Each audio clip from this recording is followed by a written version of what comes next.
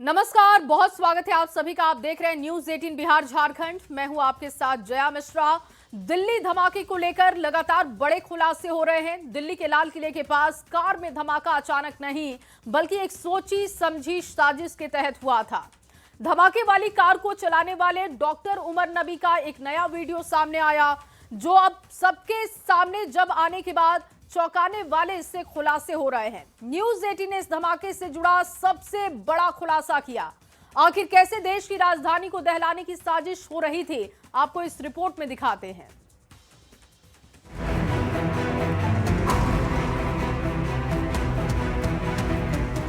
दिल्ली धमाके पर news 18 India का सबसे बड़ा खुलासा।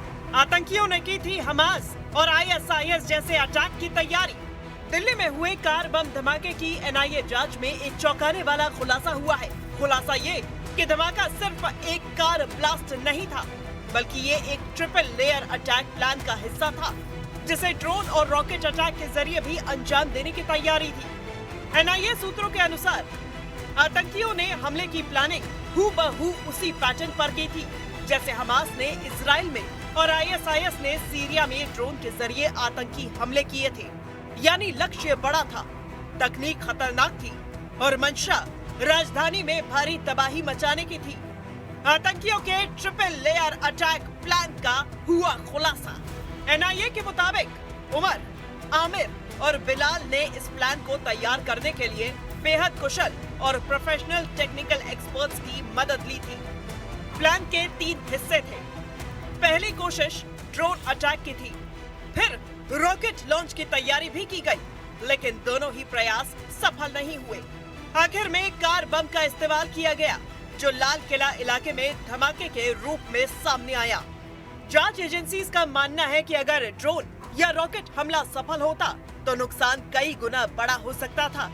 कश्मीर में जो आतंकी संगठन सक्रिय हैं, उनकी दुनिया भर में सक्रिय आतंकी संगठन से संवाद और संपर्क की बात नई नहीं है, लेकिन दिल्ली बम धमाकों के बाद जब ड्रोन तकनीक में बदलाव की बात सामने आई है, जांच एजेंसियां चौकन्नी हो गई हैं और अब इस बात की तफ्तीश की जा रही है कि दिल्ली कार धमाके में सक्रिय या मॉड्यूल के लोग कितनी बार देश से बाहर गए थे और किन किन अंतर्राष्ट्रीय आतंकी संगठनों से वह संपर्क में थे और उनकी वह सहायता ले रहे थे।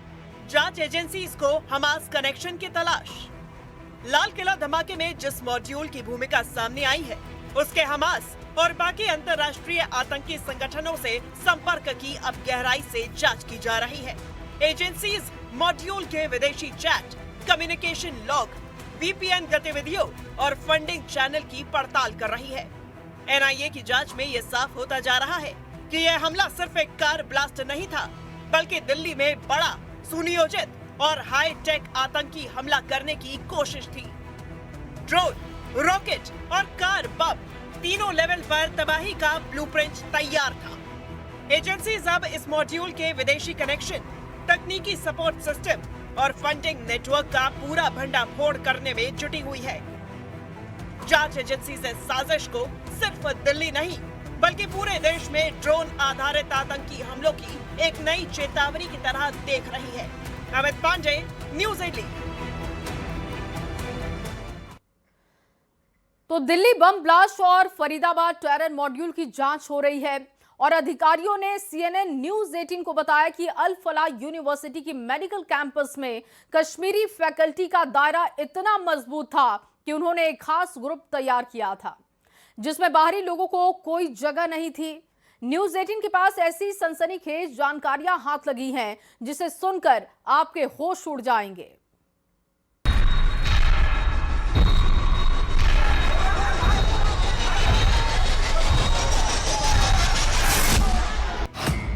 दिल्ली को दहलाने के आतंकियों के प्लान पर सबसे बड़ा खुलासा। न्यूज 18 इंडिया के पास आतंकियों के ट्रिपल लेयर प्लान का ब्लूप्रिंट।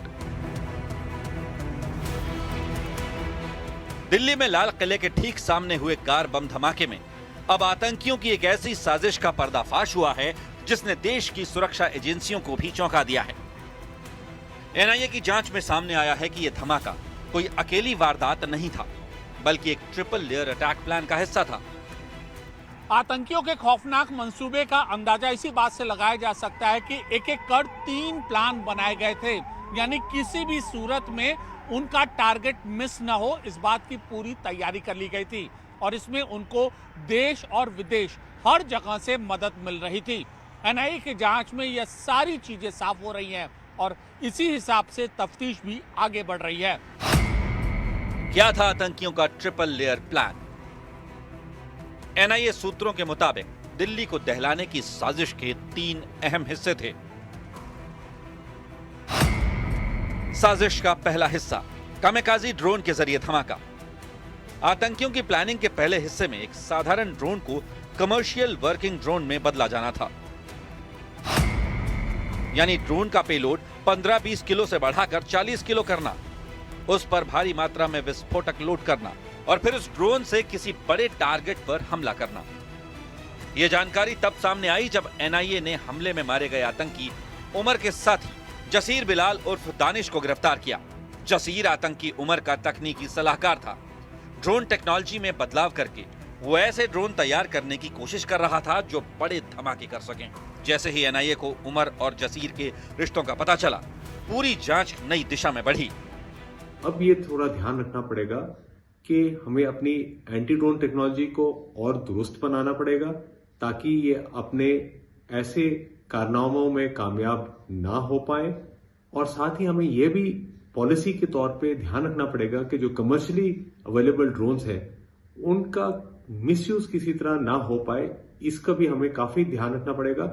हालांकि हमारी सरकार की काफी गाइडलाइंस है, काफी सख्ती है, पर फिर भी हमें यह ध्यान रखना पड़ेगा कि ये किसी गलत हाथों में या गलत इस्तेमाल में इनका यूज ना किया जाए। साजिश का दूसरा हिस्सा, रॉकेट अटैक। जांच एजेंसियों के मुताबिक आतंकियों के प्लान का दूसरा चरण था रॉकेट लॉन्चर से हमला करना। कार बम धमाके से पहले जसीर की मदद से आतंकी रॉकेट से किसी बड़े टारगेट को उड़ा देना चाहता था। एनआईए सूत्रों का कहना है कि आतंकियों को इस अटैक के लिए ऑनलाइन प्रोफेशनल ट्रेनिंग मिल रही थी। उन्हें बताया जाता था कि एक्सप्लोजिव पदार्थ का कितना पेलोड होना चाहिए, कितना विस्फोटक कैरी करना संभव है, ज्यादा तबाही के लिए किस तरह मिश्रण तैयार किया जाए। जानकारी के मुताबिक पहलगाम हमले के बाद आतंकियों का यह मॉड्यूल बेहद गोपनीय तरीके से एक दूसरे से संवाद कर रहा था। दिल्ली में लाल किले के पास कार में विस्फोट हुआ था, उसी मॉड्यूल के एक आतंकवादी को उन्होंने गिरफ्तार किया है जो मास्टरमाइंड का सहयोगी था और टेक्निकल असिस्टेंस दे रहा था इन आतंकवादियों को। इस टेक्निकल असिस्टेंस में वो ड्रोन्स को मॉडिफाई करने की साजिश में शामिल था और रॉकेट लॉन्च करने की भी कोशिश कर रहे थे। साजिश का तीसरा हिस्सा, कार बम धमाका।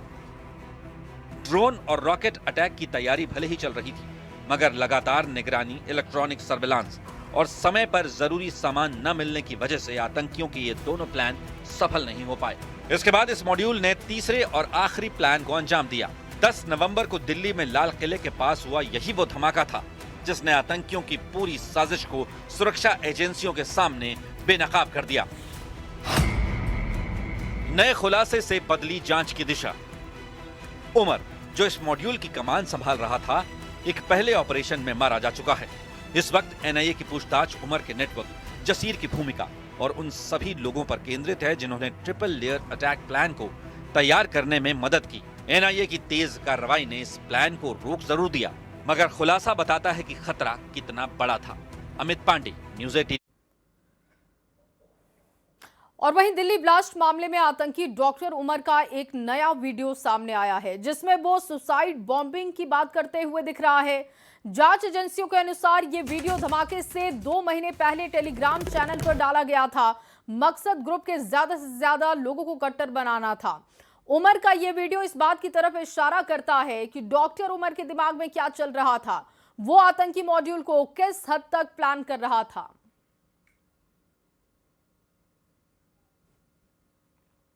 Is concept of it is being known, a very misunderstood concept is concept of what has been labeled as suicide bombing. It is martyrdom operations, and it is being known in Islam. there are multiple contraindications. There are multiple arguments that have been brought against it. Martyrdom operationals. When a person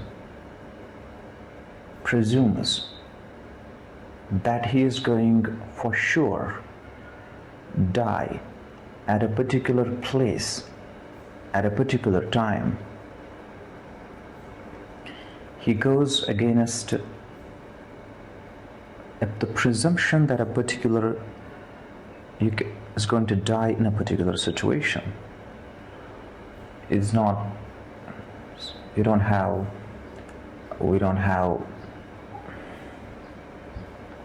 situation, and it is being known in, it's not, there are a very misunderstood concept is concept of what has been labeled as suicide bombing. It is martyrdom operations, and it is being known in, it's not, there are multiple contraindications. There are multiple arguments that have been brought against it. Martyrdom operationals. When a person presumes that he is going for sure die at a particular place at a particular time, he goes against the presumption that a particular is going to die in a particular situation. It's not, we don't have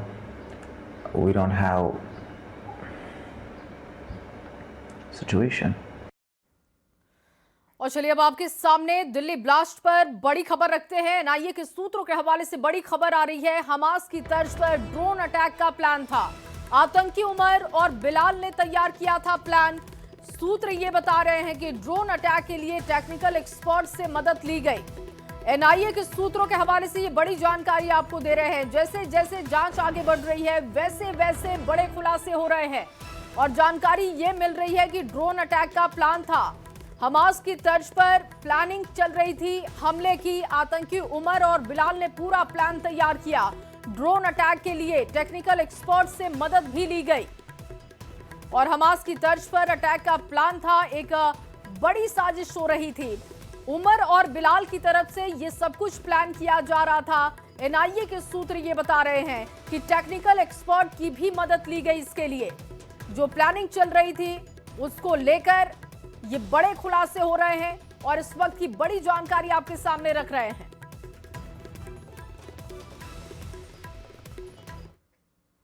और इस खबर के साथ एक छोटा सा break, जल्द हाजिर होंगे, आप बने रहिए हमारे साथ।